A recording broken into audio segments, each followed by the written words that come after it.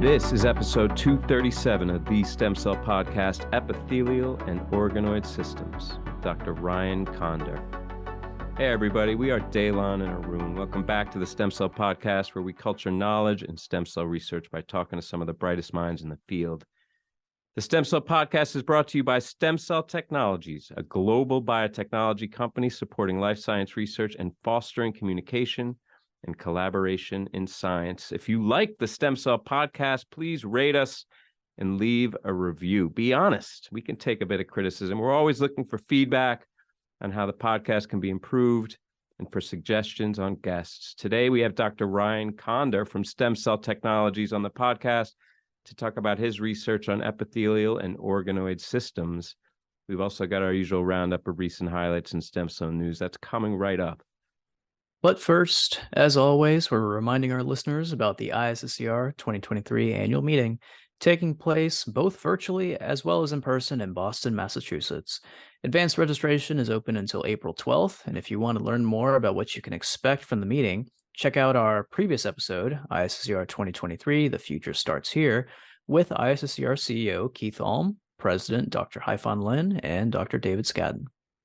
Yeah, that was a great episode. I recommend you guys check that out. Kicking off the roundup today, I have a story that's very topical. It kind of segues with the ISSCR's major mission of translation, which is where we are in the field right now. We talk about it every episode, how close we are to, reaping the benefits of these many long years of research into these groundbreaking cell-based therapies.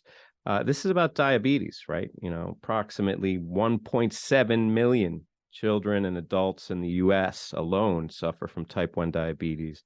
Healthcare costs associated with that exceed $15 billion annually. It's been over 100 years now. 1920 was when insulin was first discovered and used clinically. And this is relevant now because just in the last few days, Eli Lilly has kind of bowed to the pressure coming from many places to cap the price of insulin to $35. So it's a boon for all those uninsured and those with insurance as well who struggle with diabetes. But the reality is that insulin is a treatment, right? And while it changed type 1 diabetes from a universally fatal disease to a chronic illness, taking insulin for the rest of your life isn't exactly a fix there, at least 100%. So that's where a beta cell replacement comes in, islet transplantation. It's emerged as a promising, minimally invasive alternate therapy for type 1 diabetes. And there's been these phase 3 clinical trials conducted by the Clinical Islet Transplantation Consortium that have shown safety, efficacy of this procedure with this intraportal approach, okay? And that's in the liver,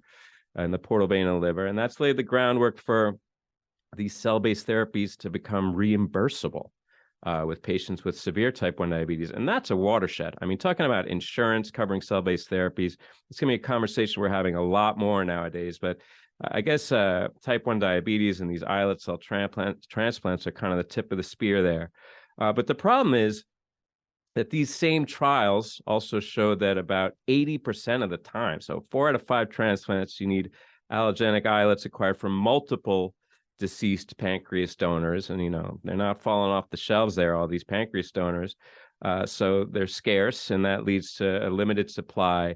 And that 80% loss is due to the inefficiencies of using this site, this portal vein approach in the liver. As you get immediate post-transplant loss of as much as half of that beta cell mass.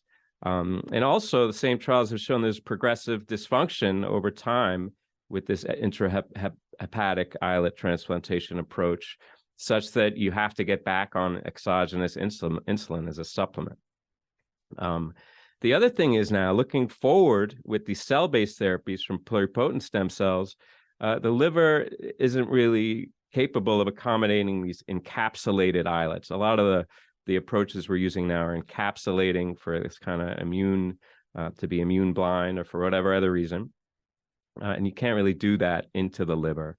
And the other thing also is that when you think about any kind of cell transplant, starting from a pluripotent cell, you worry about teratomas or other kind of growths. And when you put it in the liver, it's not retrievable, right? So with the stem cell derived islets having the potential to form teratomas, that is a question. But also these cell-based therapies have much greater potential to hugely expand the supply of beta cells that are available and lead to a really common and practical definitive cure for type 1 diabetes. And there's precedent for that, right? It's been shown in these non-human primate models of diabetes, and more recently and excitingly, in actual patients. You've been shown that euglycemia has been achievable in these patients over the long term. So it's tremendous potential, but we got to watch out for how we're going to deliver these cells and get them to engraft and survive for the long term, right? So the intrahepatic approach, maybe not best for all those reasons, not retrievable, can encapsulate, etc. And there's been alternative sites. I mean, a lot of alternative sites have been proposed. The anterior chamber of the eye, I mean, that's a little bit irksome. The testicle, same thing. Subcutaneous engraftment. A lot of things have been proposed, including the omentum. Okay, the omentum is a large peritoneal fold that connects the stomach with the other abdominal organs.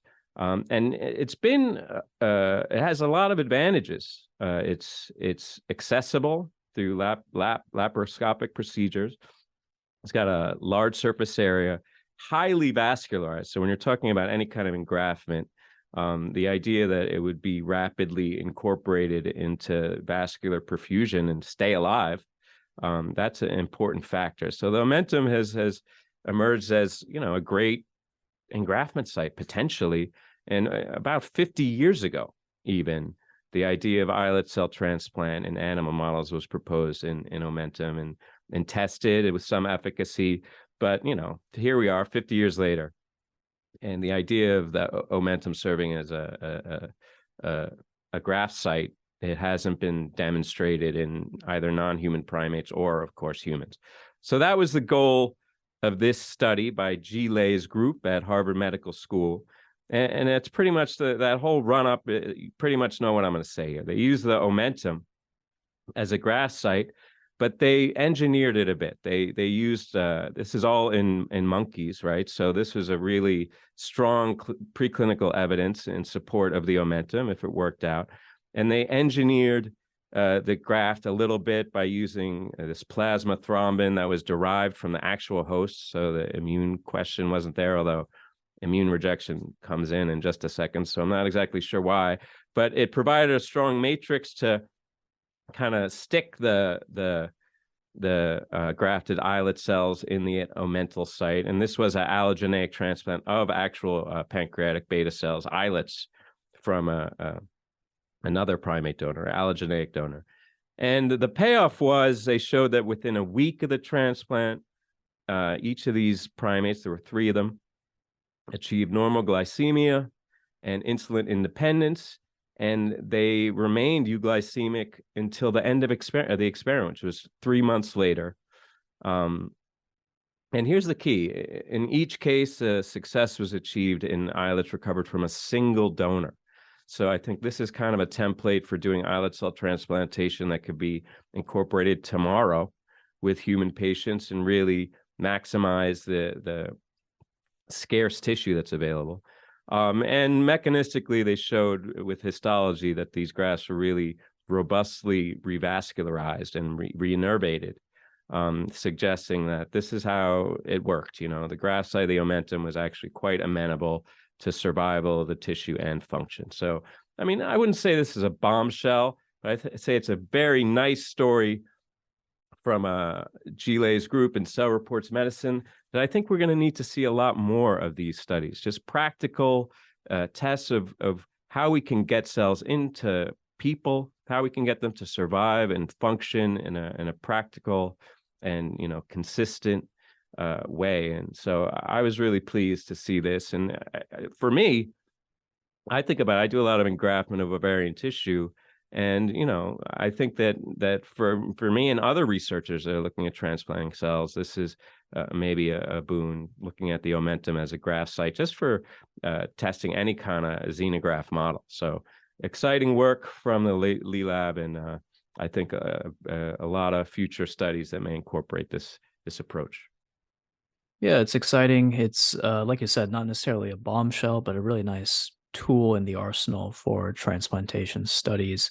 The omentum is something that I didn't know a whole lot about. I don't do a lot of transplantation studies myself, but it makes sense why it could be an attractive area for transplantation. Like you said, it's highly vascularized, and certainly this is a very, very relevant topic of discussion and worthy of discussion given all the results coming out from the Vertex trials led by Doug Melton and his group over the years. And these are things that are happening in people, these islet transplantation studies, stem cell derived islet transplantation. And so fine tuning the correct location of where to put these things, I think, is very appropriate. I think there are definitely a few limitations to worthy of discussion here. One is that, in this model system, it doesn't really focus too much on autoimmunity, which is a big consideration when actually transplanting islets in the setting of type 1 diabetes.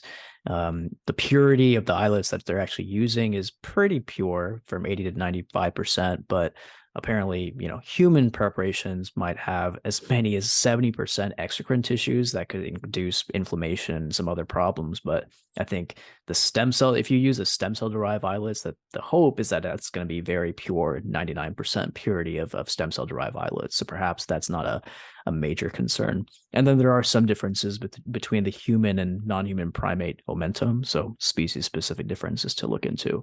But in general, yeah, I think it's a useful tool in the toolkit for this sort of work. Yeah, I agree. There's a long way to go here, particularly, I think, in terms of the immunomodulatory influence here. We still got to immune suppress. And what I would like to see moving forward is how the omentum would serve as a graft site for these encapsulated formulations, because I think that's been a real obstacle. The idea that they can just exist in an allograft without having some kind of immune interface. I think fibrosis has emerged as an issue. So I'd be interested to see how the more stem cell based approaches can function the omentum. And I'm hoping that Dr. Lay's group or associated investigators or independent investigators of that are looking into these, the classic encapsulation approach and how it works here, so we can get around the lifelong immune suppression that's been a huge stumbling block here. But as you said, a nice story and one step, one brick in the wall, so to speak. Yeah, it makes me really look forward to ISSCR for this year and, in Boston, and seeing what's going to happen in terms of the Vertex trials, right? Doug Melton presented some amazing results from a few patients, 1 to 2 patients that had really great phenotypic restoration of the wild type phenotype, and proper insulin regulation and glucose regulation after receiving these stem cell derived islet transplants. And again, that was an N of 1 and N of 2 that they presented at last year's ISSCR. But hey, it's a very hot topic, and I have no doubt that they're going to be talking more about it this year. So moving on to something very different. This is a very interesting and I think very relevant paper for obvious reasons. We're still in the tail end of a pandemic, and a big concern, a big area of discussion, of course, for COVID-19 and SARS-CoV-2 research is, where did the virus come from? Recently, this is unfortunately a very politically charged discussion, politically charged topic of where did the virus actually come from? I think the scientific consensus is still that certain species served as a reservoir for the SARS-CoV-2 virus, such as the bat, for example. The bat is actually a natural reservoir for a bunch of different types of viruses. And there haven't been great model systems to actually study viruses in bats and how bats can actually harbor all of these different types of viruses. They are unique mammals, of course. Bats, they are able to fly, not unlike a lot of other mammals. They use all these different unique echolocation approaches. And most importantly, in the context of this area of study, they can tolerate a lot of different types of viruses and are serve as, symbiotic hosts for a ton of different viruses. And this is, of course, an issue when it comes to zoonosis, with the transfer of viruses from other species to human. Bats can be a problem, right? So perhaps it's not just SARS-CoV-2, but a bunch of other viruses that can jump from bat to human. Um, but like I said, great cellular models for studying bat biology or the response to viral infections, they don't really exist. So here, they made simply bat iPSCs, bat pluripotent stem cells. And this is actually a Cell paper. This is bat pluripotent stem cells reveal unusual entanglement between host and viruses. I was surprised that this had never been done to this point, the generation of bat iPSCs. And so I looked into it a little bit, and apparently there have been reports as early as 2014 of different groups generating bat iPSCs, but unfortunately, no one was able to reproduce those protocols and actually make other bat iPSCs from other groups that were able to, they weren't able to independently reproduce those results. So these folks from the lab of Thomas Waika over at Mount Sinai, just down the road from you, they were generating bat iPSCs, and they, wanted to generate this again as a model system for studying coronavirus infection and viral infection in the bat. So they created bat iPSCs from the greater horseshoe bat and also the greater mouse-eared bat. And this is a process that was not difficult. I'm just saying, oh, they made bat iPSCs, but this is something that took years for them to figure out, because it wasn't just a matter of simply introducing the OKSM Yamanaka factors into their culture. They had to really tweak and refine things to make this happen. But once they were able to generate these bat iPSCs, they saw some really, really cool stuff. So, running through the paper, initially it's just a characterization of these things using a Sendai-based OKSM approach to turn bat fibroblasts into the pluripotent stem cells, ultimately over a course of, a few weeks, just like you always do. Standard characterization approaches. But then it got, I think, really interesting, because they took a deeper dive into the iPSCs and especially the viral load in the iPSCs. And they saw that there were actually a high number of endogenous viral particles and viral sequences, particularly retroviruses, that were being expressed in the bat iPSCs. And in addition to that, there's some really striking electron microscopy images in this paper that are actually showing little vesicles. This is actually in figure 6, that are showing vesicles that are apparently containing just viral particles. These aren't being infected by any virus. They're just, once these cells are reprogrammed to the iPS level, they start re-expressing those viral signatures and these endogenous viral elements to actually create virus in the iPS itself. It's astounding. It's really pretty exciting, kind of scary, honestly. So it tells you that it could be a really useful model system. Again, given that this is a new protocol, it's always worth reproducing in other labs that are doing bat research and COVID research. This could be a really useful tool in the tool set for studying COVID and other viruses that have the bat as a natural reservoir. So it's different. If you look at it face value, you're just seeing, oh, they generated bat iPSCs. There have been hundreds of different species that have had iPSCs generated from them. But the reason it's a Cell paper is because if you take a deeper dive into what's actually going on in those iPSCs with that reactivation of the viral proteins and the viral signatures, it's pretty incredible. And yeah, that's about it. I think we'll be, I'm sure, hearing more about this in the years to come. This is crazy to me, just because now that we got the bat iPSCs, I'm looking forward to the interspecies chimeras with human iPSCs or embryos in the vampire future. We're right there on the precipice. This is very exciting times. But in all seriousness, I'm just kind of thrown for a loop here about this whole activation of these, viruses in the iPS state of bat cells. The FBI or whatever regulatory agencies, there's a million theories, but they're now have some medium, moderate, I don't know what level of confidence, but blank level of confidence that it was a lab leak now in China that accounted for the coronavirus, and that may not be the scientific consensus. But reading this, I'm wondering, like, when you have, like, is that a vector? You have some bat somatic cells, and then you reprogram them to iPS cells, and these viruses come out. Are those viruses, could that escape and infect another cell line and potentially the operator? Like, do you have to beef up the BSL and any of these iPS cell line labs where it's something that's seemingly benign, and then once you change the cell state of it, suddenly all these viruses are activated? I mean, did the authors address the potential at all for these viruses to be dangerous to humans, or is that just endogenous retroviruses are only going to float around the cell and not really do anything? You have any ideas about that, or? Well, I mean, it's a valid question. I mean, if the bat is known to be such a powerful source for various different types of human viruses, so I'm sure they were taking a lot of care in handling these cells. Let's put it that way, because we don't want SARS-CoV-3 to happen anytime soon, right? Coming out of New York this time.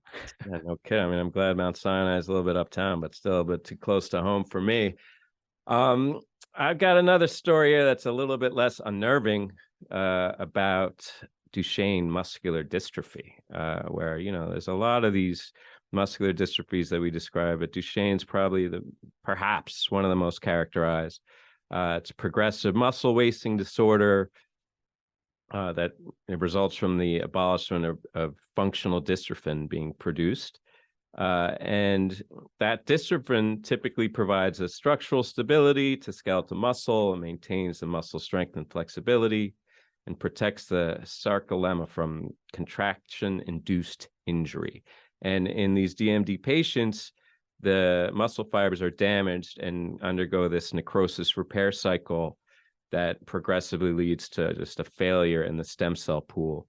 And the stem cell pool that accounts for muscle regeneration, it's this quiescent muscle stem cells, otherwise known as satellite cells, that are mobilized in response to injury, proliferate, and then differentiate and fuse into new myofibers that reconstruct the damaged tissue. But they also maintain this pool of the, progenitors, the satellite cells. And in DMD patients, that whole process is disrupted. The activation of that necrosis repair cycle constantly leads to early senescence of macrophages, the muscle stem cells, and endothelial cells, and this chronic inflammatory stimulus leads to increased fibrosis, right? So that's the idea, and that's in all the muscle cells. But there is this unique population of muscles that are the extraocular muscles that account for and control the movement of the eye. And these are developmentally, anatomically, and physiologically distinct from typical skeletal muscles. And notably, and very importantly, these are spared in patients with DMD, suggesting that there's either a different physiological process, a requirement for a dystrophin there, or that they have some kind of compensatory mechanism so that they can obviate this kind of degenerative phenotype. And so there's this study that I'm going to describe here is from Frederic Relay at the INSERM in France. And his group had previously generated this frame shift or exon 52 deletion of rats, of the rat dystrophin gene. And these rats recapitulate the phenotype, mimic many aspects of the DMD condition, including the sparing of those extraocular muscles. So same phenotype, those extraocular muscles, they hang in there.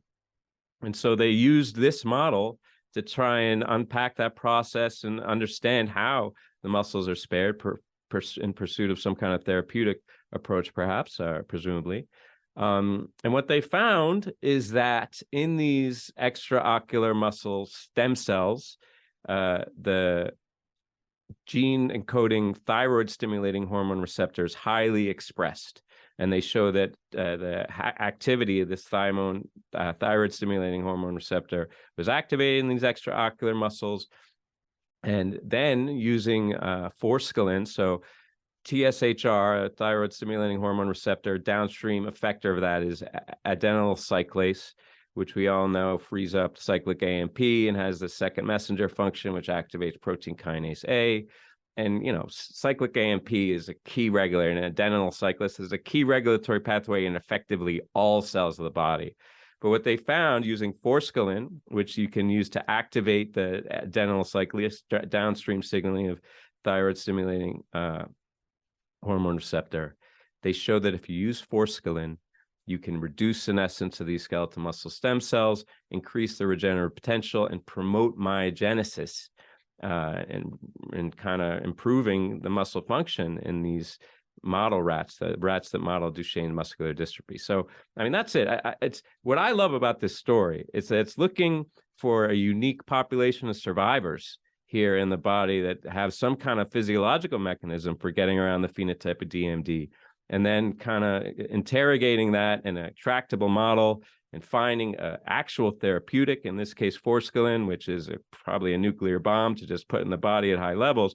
But nevertheless, they have a pathway here by which, using the modus of these survivor cells, they can improve the phenotype of the DMD. So I love, we were talking before the show, there's a bunch of different approaches to DMD and other muscular dystrophies kicking around, but I love to see a novel one that really is cell-based and is unearthing some novel mechanism of cell survival in the context of disease. So I really enjoyed this story.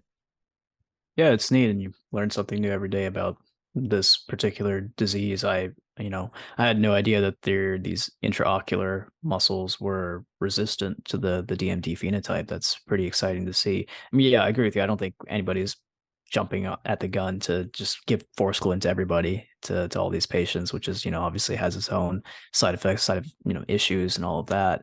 But I agree with you. There are a lot of really cool approaches for potentially treating DMD. We've talked to April Pyle in the past. We've talked to a bunch of folks who are doing all sort of exon skipping, CRISPR-Cas9 mediated correction approaches, and cell therapy based approaches. So this is a hot area of study, and there's definitely a cardiac angle to this as well. There's a cardiac phenotype in DMD. So I think, but for me, as somebody who's done a decent amount of genetics work in the past, the thing that excites me about studying DMD is that it is a genetically targetable disease. We know the mechanism, we know the gene, exactly what component of that gene needs to be fixed to restore the wild type phenotype. So I think, no matter what approach you take, if down the road it leads to an improved lifestyle and, ability of life for these patients, I'm all for it. Yeah, I mean, a lot of arrows in the quiver there, and I agree with you that the genetic approaches seem to be the most exciting, with sickle cell amongst the many hematological conditions that are being addressed genetically. And I think that generates a lot of enthusiasm, but the only challenge I think with the genetics there is delivery, right? With the blood, you can irradiate, clear out the blood, or not even irradiate, suppress, and then introduce a new genetically engineered cell that can repopulate the entire system. I think it's going to be tougher with these systemic diseases that affect, cells that are in place and can't be easily repopulated, which is why I think we're going to need many different arrows in the quiver. And I think this is one that is druggable, although we'll probably have to find something better than forskolin. It's druggable, and I think ultimately it may be a combination of different therapies in these progressive diseases that delay symptom onset and improve and preserve the quality of life for as long as we possibly can.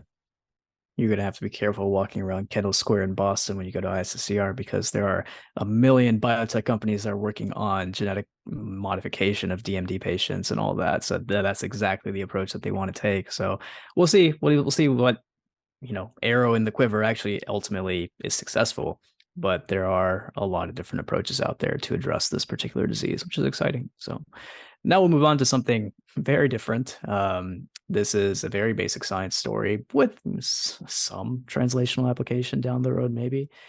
Deer antlers, a phrase I probably have never uttered on this particular show, deer antlers. But if you think about it, before we even dive into it, the deer antler is one of those mammalian appendages, parts of the mammalian body that has an amazing, amazing regenerative capacity. Okay. We always lament here on the show, oh, the axolotl, the zebrafish, salamander, all these non-mammalian species have this beautiful propensity to regenerate their limbs. And here we are, just these useless mammals. Can't do anything with our bodies. We can't cut off our arms, can't grow back. And it's so frustrating, right? I had a decent sized cut the other day. I thought I was going to lose my finger after chopping some tomatoes, but I pulled through. I'll pull through. I'll leave it at that. But hey, if I was a deer, and I'm not, I would be able to regenerate in a unique way through my antlers, because apparently deer antlers are one of the most regenerative organs in the mammalian body. And what they actually found here, this is a science paper actually coming from China. They found that there's a population of stem cells that's actually conferring that enhanced regenerative ability for deer antlers. And these are really, really striking regeneration phenotypes that they're showing here in the deer. I mean, it's an annual thing. I don't know if you know, but in the winter, deer shed their antlers and these things grow back to gigantic proportions. Their feet, huge, huge things. And apparently they have a regenerative ability of multiple millimeters a day, and in some cases, centimeters of growth a day. And that takes a really powerful, powerful stem cell population to actually induce that growth. So what they actually did here was trying to figure out why the deer antler has such a powerful regenerative capacity. What are the cell and molecular drivers of that amazing regenerative ability? And so they did a single cell analysis of deer antler regrowth. Now, again, doing any sort of single cell analysis, and you're somebody who does a lot of single cell, doing this kind of thing in a non-traditional model system like the deer I can't imagine it's going to be easy. So kudos to the group for figuring this out in the first place. But after doing their single cell analysis of deer antler regrowth, they actually found that the earliest stage antler initiators are mesenchymal cells that express a particular homeobox gene, PRX1, in these mesenchymal cells. And then they actually also identified a population of antler blastoma progenitor cells, or ABPCs, that developed from these mesenchymal cells, these PRX1 positive mesenchymal cells. And those are the cells that actually drive that amazing regenerative process. And now, I don't want to say funny, but I did think it was kind of funny. One of the amusing experiments that they did in this particular paper were transplanting some of these PRX1 mesenchymal cells into mice. So actually they generated little mice with like rudimentary antlers, which is really cute to see. I forget what figure it is, but it was a trip. As a sci-fi fan, I thought that was a trip.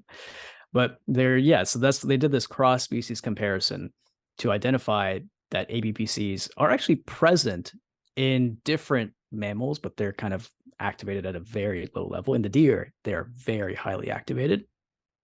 But in vivo and in vitro ABPCs actually had a really strong self-renewal capability and could even generate osteochondral lineage cells. And this is the other reason why I think this is a science paper, is because they transplanted some of these ABPCs into the bone of mice and were actually able to show that they actually induced regeneration in those bones after an injury really fast, really quickly. These are really powerful stem cell populations, these ABPCs.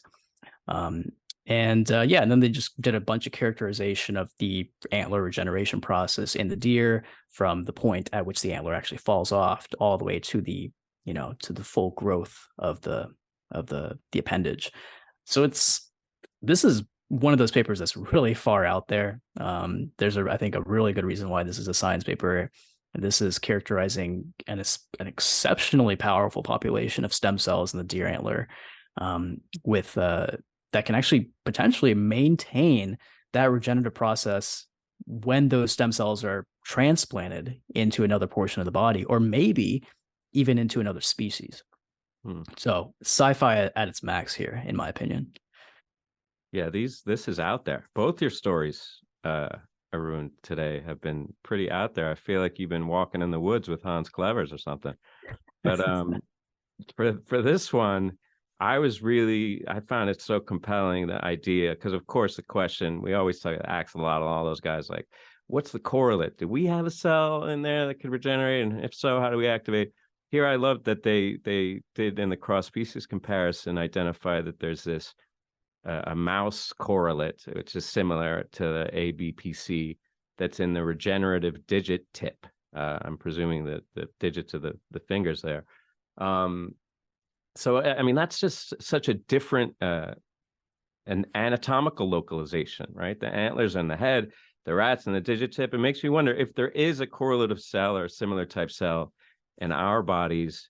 Where is it? And does it even matter, as you were alluding to there, if you can find the correlate cell and just activate it wherever it could be, useful, maybe you can direct it towards bone or other kind of mesenchymal related lineages, to be more of like a structural regenerative therapy. So I think this is very far out there, but I think this is one of those novel ideas that seeds a lot of new research and research direction in terms of coming out with a out of the box cell that could be really useful for osteo type approaches.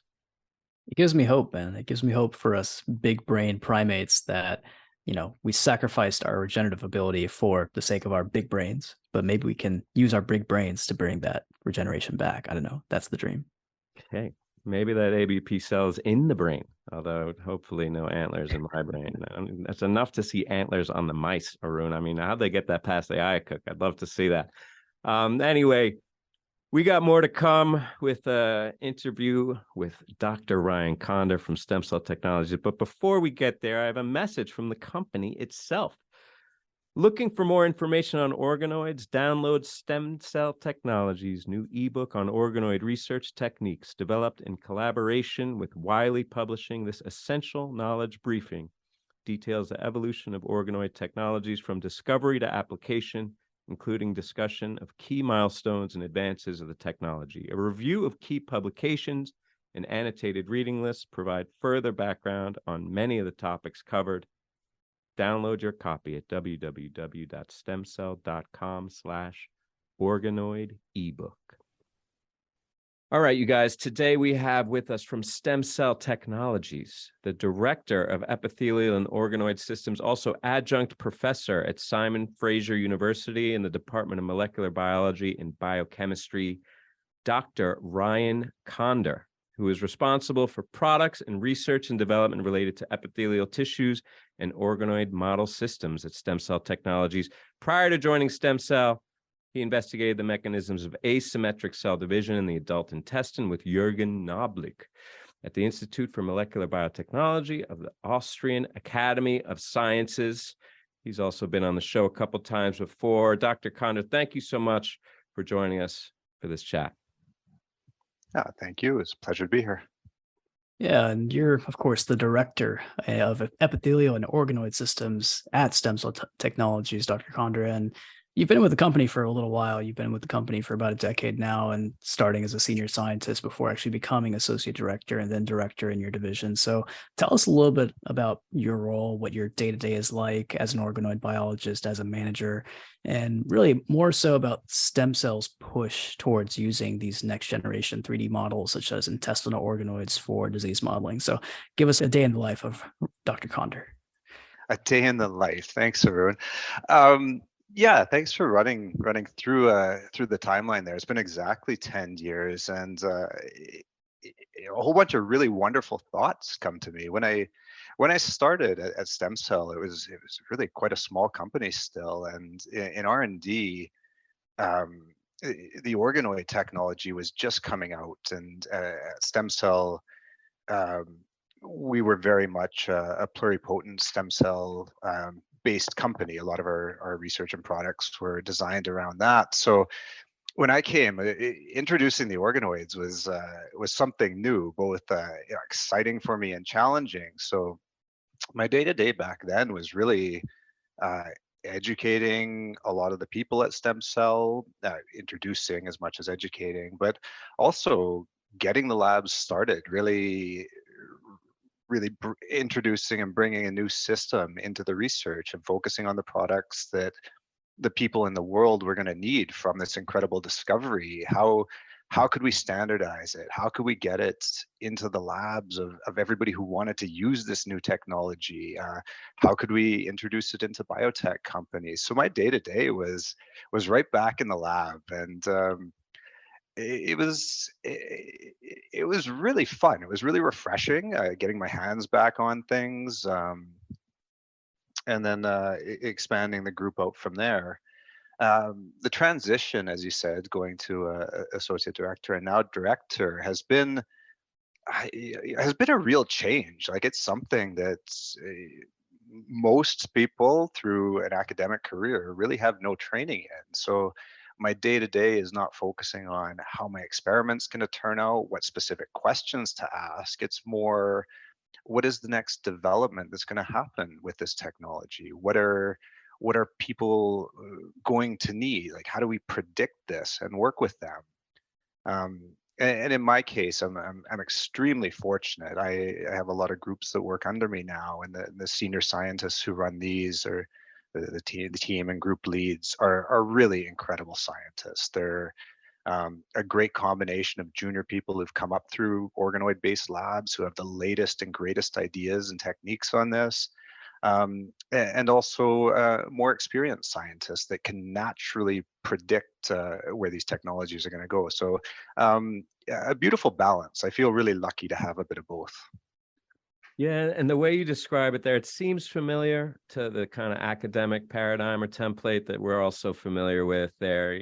Like the new PI, and then maybe the department chair with a lot of junior PIs working under them, all working towards the same directive. But here, clearly very different in this industrial or commercial setting. And it's great, I should say, having you on the show, because the appeal of that, I guess, alternate industry pathway, not so much an alternate anymore. It's seemingly increased in appeal as a lot of leading researchers have stepped away from the academic ranks to join these big name ventures. I mean, we're talking about Doug Melton, Chuck Murray, Hans Clevers, Aviv Regev.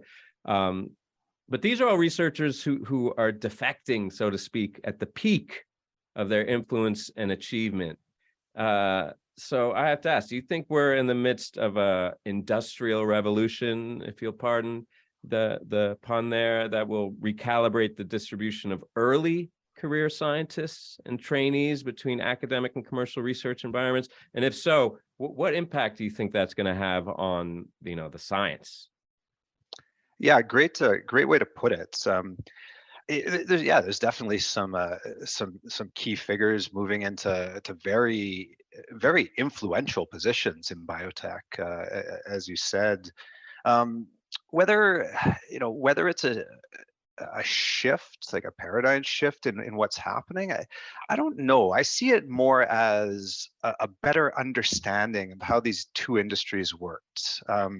I know when I left academia for biotech, definitely, and well, hopefully nowhere near the peak of my career, I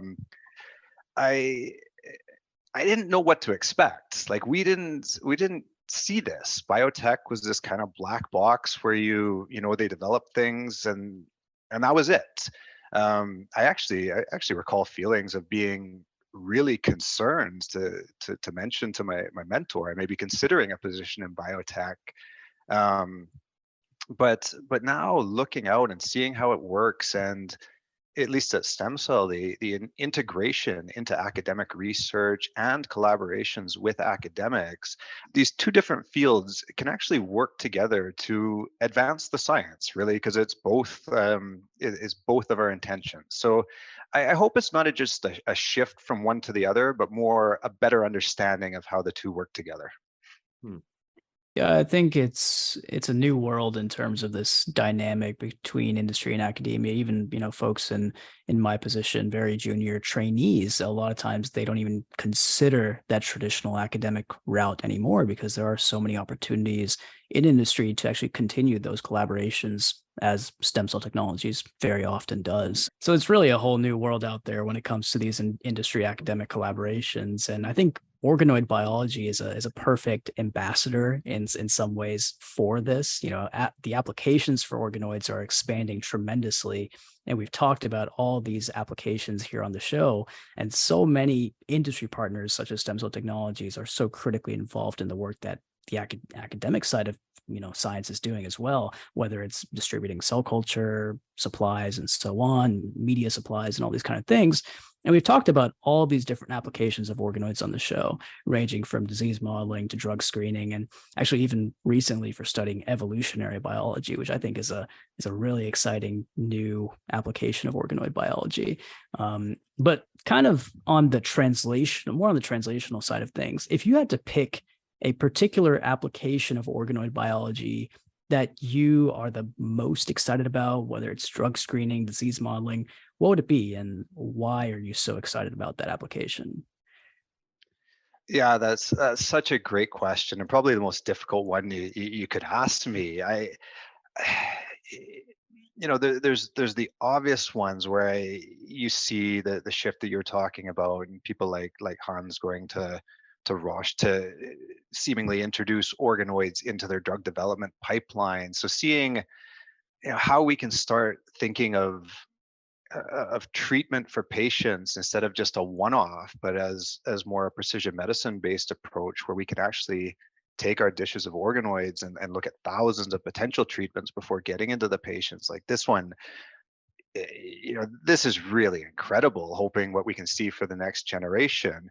But you even have topics like Arun, what you brought up in evolutionary biology, and this is probably Svante Pavlos that you're referring to, right? We're going to understand things about millions and millions of years ago. So I think we're going in both direction. I think I have to divide it into what I can affect rather than what I think is the most exciting, because it's all exciting. It's really a wonderful technology, and I think you guys have done a great job through your podcast as well as bringing the key people in and asking the critical questions to find out where it's going. So yeah, I think the potential is almost endless. Well, thank you, Ryan, for that applause there. I mean, we're humbled by the opportunity to speak to all these people about the real cutting edge science. It really is a gift to us, yourself included. Again, thanks for chatting with us. But yeah, Arun mentioned it, that the intestinal organoid, it's like the ambassador of the stem cell organoid community. Although the term organoid, little research I did here, although the term organoid was first used back in 87, that's 1987 for all you millennials, to describe in vitro cultures from neuroblastoma and lung. It was about 20 years later that Hans Clevers nucleated the entire field with the first description of the role of LGR5, positive cells, et cetera, et cetera. Since then, countless studies have been performed on this very robust experimental platform. So I was really surprised. A few episodes back in the Lorenz Studer episode, we covered the story from Konrad Hochedlinger's group that captured an alternative form of intestinal organoid representing these isthmus-like, it's hard to say that, isthmus-like cells. It was a revelation to me that the nuance and diversity of the organoid platforms, even within the same tissue, is so extensive. And while reconstructing the diverse systems in a 3D model system is a boon for translational science, as you and Arun were just alluding to, I wonder if we'll ever get to the point of integrating individual parts into a complete system. And I know this is an annoying question. I hate myself for asking, but I just, as in terms of like the idea, a thought experiment, do you think it's a realistic goal to like really reconstitute the whole system, not the whole body? I mean, I'm just talking about like the intestine. Seeing these different types of organoids as subsets with maybe all different growth requirements, et cetera. Can we ever integrate them all into something that approximates the totality of a tissue or organ? And what do you think are the challenges to getting there? Yeah, there's nothing to hate about that question. It's very forward thinking, and personally I love it, and I think there's some really beautiful examples of it. I remember Hans used to talk about when they came up with the model. It was a small intestinal model, right? Nick Barker had discovered LGR5. They were able to mark this in the mice, and they were able to characterize the small intestine very, very well. And one of the main differences between small intestine and the colon is the Panus cells, right? The crypts and the villi, and you have these secretions coming from the support cells, and they were able to make the colon model and seemingly say if one part of the intestine doesn't have this system or it doesn't have this cell type, what does the other one use? So they kind of went in blind, just assuming this. And then when you had the organoid culture, you could go in and analyze it. And I think they came up with something they called deep crypt secretory cells or something to the extent, but that's the function of them. So, we're able to learn things that we didn't even expect from these tissues. So I think that's the difference between a great new technology that's kind of a trend and one that gets legs because it has applications. And then getting back to your question of can we recapitulate entire system, I think we're seeing this, but maybe not in the context of can we mimic an entire intestine, but can we take the parts that are important to ask a specific question? Can we ask, what is the role of a vasculature or a mesenchymal component, or the super exciting one lately, an immune component? And we know from the proof of principle experiments, you really can. And it's really just getting the technology right to set up the system so we know the cells are behaving in their endogenous form to get the answers we want. But yeah, I really believe we're going to get to the point where the questions we can ask are much more complex. Whether that is answering, can we recreate the system? I guess it depends on what you want to recreate it for. Yeah, I agree. I think the next phase of organoid biology is really figuring out how you can integrate new technologies on top of the organoid system and really kind of answer these unanswered questions, such as what you're alluding to, like when it comes to vasculature and how well in adding a vascular system can enhance organoid biology, or if you add the immune component in there, how can that take things like disease modeling to the next level? So I'm with you. I'm really excited about these next 5-ish years in organoid biology and figuring out what happens from there. And kind of going back, we're talking about the future. Now let's go back to the past a little bit. You actually trained as a postdoc fellow at the IMBA, the Institute for Molecular Biology in Vienna, Austria, under the one and only Jürgen Noblick, who's actually been on the podcast as well. He's been a guest here on the show. We've also had other folks from his scientific lineage, including none other than Madeline Lancaster, cortical organoid extraordinaire, of course. So tell us about your time there in Austria, studying cell division in the intestine in the Novick lab. And is that where you caught the organoid bug and developed a passion for the area? So just tell us kind of about that time, that critical time in your training. Yeah, for sure. I'm always happy to talk about that. Yeah, Jürgen's lab was just an incredible place. Like to be a postdoc, where I think we know you get this kind of unique middle ground where scientifically you're independent, yet you have somewhat of a safety net, still the guidance of a mentor. And and Jürgen was mentor extreme. He had this beautiful balance of knowing um, when to push really hard and then potentially when to back off. And we were in this lab with just this incredible group of scientists. Like you've met Jürgen, so you can imagine the kind of PhD students and postdocs he attracts, like Madeline used as an example. Um, so a really incredible experience, maybe more just scientifically than organoid based. Like we covered a lot of different things there. There was new models being introduced when I was there. Jürgen transitioned from Drosophila to mice to obviously to human cells in Madeline's cerebral organoids. But it was this fearlessness I think he taught, like really being able to do these things that were the hard challenges. So I think that was the most, one of the biggest parts that I learned there. When you speak specifically about the organoid side, yeah, Madeline was a few bays down when I was there, so we got to see the origins of the cerebral organoid in lab meetings, and I recall some of the famous images in the paper. This one where you're almost getting like retinal progenitors. We all saw this, and it stunned our group meeting. It was great. Like that was the level of science that was being done in the lab. So really incredible to be around that. But I think the organoids came from both that transition into it, but also that Hans and Jürgen were in close contact, and a lot of the meetings. Jürgen was very good at introducing his people to the right connections, and Nick Barker also spent some time or giving talks at IMBA, so I got to know him before the actual technology was even published. So coming from the intestine, working on stem cells, a new marker for a human intestinal stem cell being found, Toshi coming up with the organoids in the lab. It was all just a beautiful transitional time where, yeah, I had multiple influences, and I'm really fortunate that they were all great.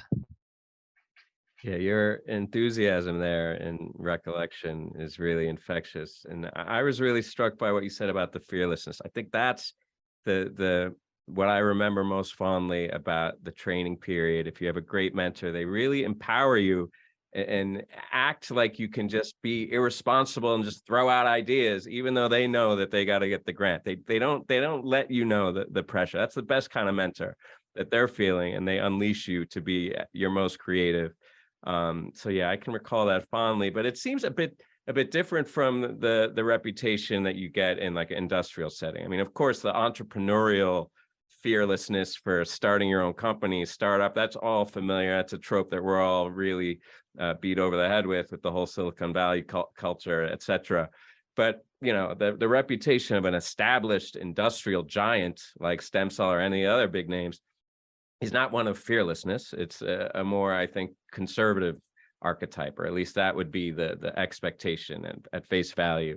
But you've had, you know, both sides of that coin, right? You've had a traditional postdoc experience, a powerhouse academic lab, or at a cross section of multiple powerhouse labs, really. And then you brought that into the industrial setting. So you've seen the training experience from both sides. Do you think the way that you foster scientific education and maturation of your trainees at STEMCELL Technologies differs from the way the academic lab would? Do you think there are advantages, disadvantages to the types of training that either academic or industrial settings provide? Yeah, interesting concept there. I guess first off, when we, the way we described Jürgen and your postdoc experience, and I think you nailed it.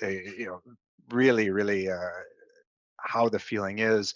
Uh, Alan Eves, the president of STEMCELL, really fits into that same kind of mentorship that I'm describing, and the fearlessness. And although I'm sure there are some biotechs that are extremely rigid and conservative and limited to their approach, Alan really fosters a culture of creativity and again, fearlessness. The organoids are a perfect example. It's something STEMCELL had never dabbled in, and the encouragement I got from him and everybody else there to just find a way and to make it happen without really knowing what its potential was. Like, you guys remember when it came out, like there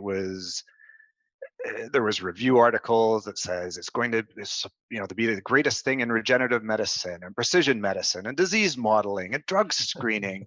But thinking back to a lot of new technologies, that's what you hear, right? So there is an appropriate level of skepticism, I think, that's necessary in starting that. And I really wasn't bound by that. Like, I had the support that I needed to really drive it forward. And obviously with the folks you mentioned earlier and hundreds of others who are really coming up with the great academic discoveries driving this, and importantly demonstrating what the capabilities of this organoid technology was, I think it blossomed at STEMCELL.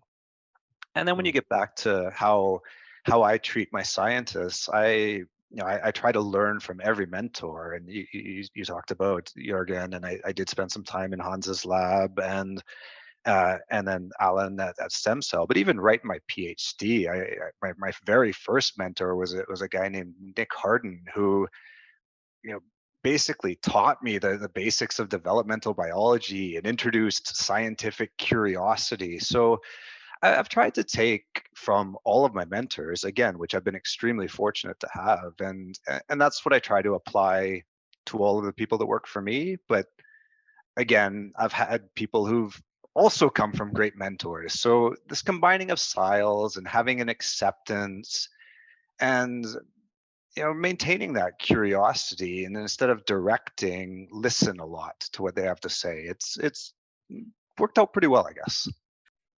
Yeah, I would say so. And it sounds like to me that one common thread that's been throughout all your training experiences is working in environments that really encourage a sense of fearlessness in pursuit of a science, in pursuit of really excellent cutting edge science, whether it's an industrial environment like STEMCELL Technologies or whether it's various academic environments. I'd like to think that that's where scientists are at their best. And you've been at STEMCELL for a while now, and we've actually had the good fortune of visiting STEMCELL in Vancouver not too long ago and saying hey to the folks at the headquarters. I also managed to experience the magic that is Tim Hortons, which is obviously a critical staple of Canadian life. And of course, we soaked in the amazing scenery and the natural beauty of the area. And I'm still trying to make it out to Whistler for some skiing one of these days. We'll see what happens. But you've lived most of your life, a lot of your life in that area, in the Vancouver area, of course, having trained internationally as well for a few years. But Vancouver itself has become such a hub for biotech recently, in part because of the growth of STEMCELL and other companies like it, and all the great universities nearby, Simon Fraser, the University of British Columbia. So give us your pitch. I mean, I don't think there needs to be really a pitch. Vancouver kind of sells itself, but give us your pitch for living in this area. Why should folks in the life sciences around the world keep Vancouver on their radar? Yeah, those are, it's really nice to hear, Arun, and they're very complimentary things to say about it. Yeah, I love Vancouver. I'm a proud Canadian. Although I will encourage you next time, don't go to Tim Hortons. I have a wonderful coffee machine in my office, and there's many other ones around. But from the biotech emerging in Vancouver, I love this. It's so encouraging. Like from STEMCELL, what we've always had is it's been a fairly large biotech company. We didn't have the constraints maybe of an immediate startup when I started. But we also benefited from this. We got a lot of people from the local universities, although we do get people from abroad and across North America as well. But with the onset of these new startups coming and what they were doing, and I think combining this with the SARS-CoV-2 crisis, which the world had, seeing how these companies could start working together, seeing how everybody had their individual progress or contribution, and how fast the science had to progress during this time was really exciting. And if you start going through the checklist of everything that Vancouver biotech companies provided to this in terms of, basic analysis, which we at STEMCELL collaborated with people in both China and Sweden to come up with key publications, but also the delivery systems in Vancouver, potential other treatments from other biotech companies. And I hope this is all brought to light and people see Vancouver as, not just a pretty place to live with great ski resorts. Again, let me know when you're coming, Arun. We'll make sure we get you to Whistler. But really a place where science could be driven. It's not the Bay Area or the Boston area or the great local places in Europe. Well, I'll tell you my takeaway from the Vancouver trip, which was my second to visit STEMCELL Technologies, was how nice and patient the Vancouverians, if that's how you call them. Maybe it's all Canadians, but everyone was so nice and patient. And it could have just been me pumping out this hapless tourist vibe, but I was approached unsolicited more than once by people just volunteering help, asking if I needed help. Do you need some help? Do you need some directions? So, I mean, I was overwhelmed. It was like a locals helping hapless tourists was seemed to be the motto of Vancouver, which aligns well with the culture of stem cell technologies, where the motto is scientists helping scientists. And you alluded to the COVID crisis in response from stem cell technology. That culture is really in evidence there. It's major cell paper that you collaborated on with Joe P. That's Joseph Penninger, our guy. Been on the show a couple of times. You guys collaborated during the pandemic. And of course, I mean, we know Stem Cell Technologies provides reagents to labs all over the world, but that alone doesn't usually merit authorship in such a big and high impact story. So just share with us to finish here the first portion of the interview. How did that collaboration come around, and how does it really, how is it representative of that stem cell motto and culture? Yeah, good question. When I was referring to key publications, I actually wasn't referring to that one as much. STEMCELL collaborated on some of the original sequencing on the origins of the virus. So to me, that one was a great one. Yeah, obviously, I was really happy and proud to contribute to the cell one as well. How did it start? Yeah, it's like most things with Joseph.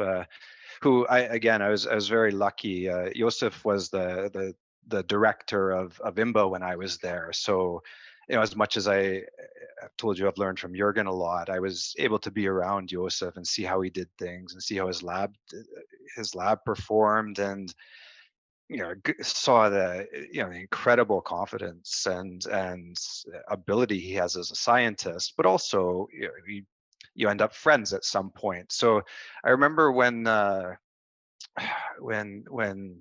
virus was first being talked about, and I don't know if it was the same in your area, but our local news, it almost seemed as there's this thing on the other end of the world that was obviously a horrible tragedy, but this concept that it was going to be a pandemic and making it around the world was really not caught on by the news outlets yet.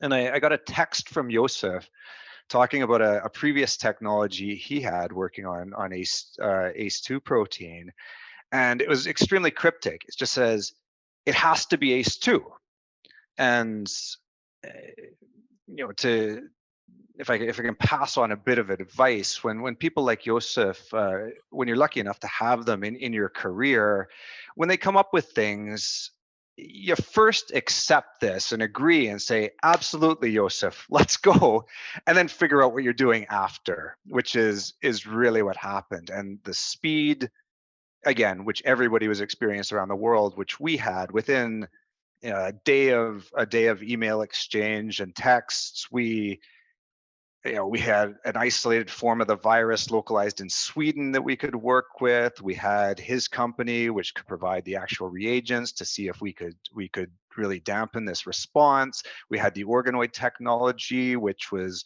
up and running in various different tissue models, and collaborators we brought in to look at the effects on all of this. So yeah, it's an incredibly fun experience. But yeah, the take-home message is when you're fortunate enough to have people like Joseph coming up with these ideas for you, you just ride them and contribute where you can.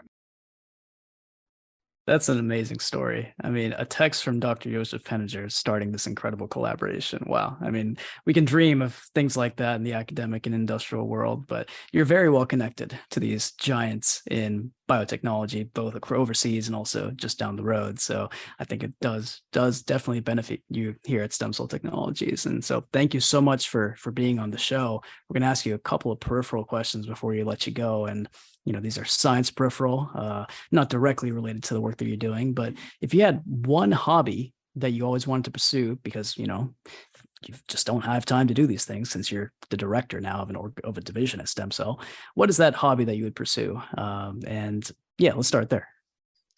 Yeah, it's a great question. I don't think when you said the timing to pursue hobbies that's not specific to me. I think we all as scientists dive into our passion, and it limits what we can do. I think probably like most scientists, I'm curious about everything. I want to do everything. Um, one thing I've always been drawn to is art. I've always been an art lover. I was lucky enough to spend a lot of time in Vienna, which is one of the pinnacle cities for this. We had new exhibitions coming to the local museums every 3 months or so. So got to experience a ton of it. But thinking back to early childhood, I used to draw strict stick figures, and I tried to progress, and I had a lot of my close friends are really, really great artists now in some form or another. And I just never have it. Like I know Malcolm Gladwell believes 10,000 hours makes you an expert on anything. I might be an outlier of his outliers. I think in 10,000 hours I would draw better stick people, but no, I would never be the artist. Well, I'd like to see the stick figures that you draw after 10,000 hours. I'm sure they're the most immaculate, perfect stick figures that have ever existed. So the next question, and this is the last question we'll ask you for as part of this this interview, and I guess it kind of goes hand in hand with what we just asked you. If you're not a scientist, what would you be? But you're not allowed to say artist, obviously. So anything other than artist. Yeah, we've already established that's not an option anyway. I think if I wasn't a scientist, I would be a chef, and I think this is because I think of a chef as a scientist, right? You're conducting experiments, sometimes multiple times a day.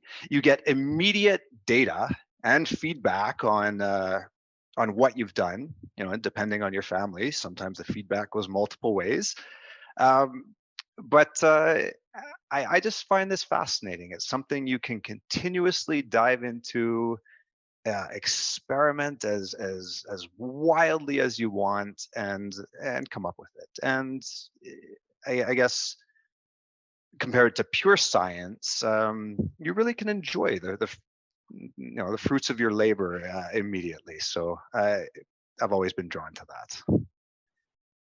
Well, I'll say, I mean, you could keep the stick figures, but I'm waiting to see what you're cooking up next in the lab, Ryan. It sounds very exciting. And I will say also, as someone who loves to cook, you just got to watch that when you bring the kids to the lab. I mean, my young one, when he was about 5, came into tissue culture and took a look at all that, red aspirate, and thought it was Kool-Aid or something, and forever was asking me, can I have some of that smoothie? Can I have some of that smoothie from your work? So, I mean, keep the kids away from the biohazards.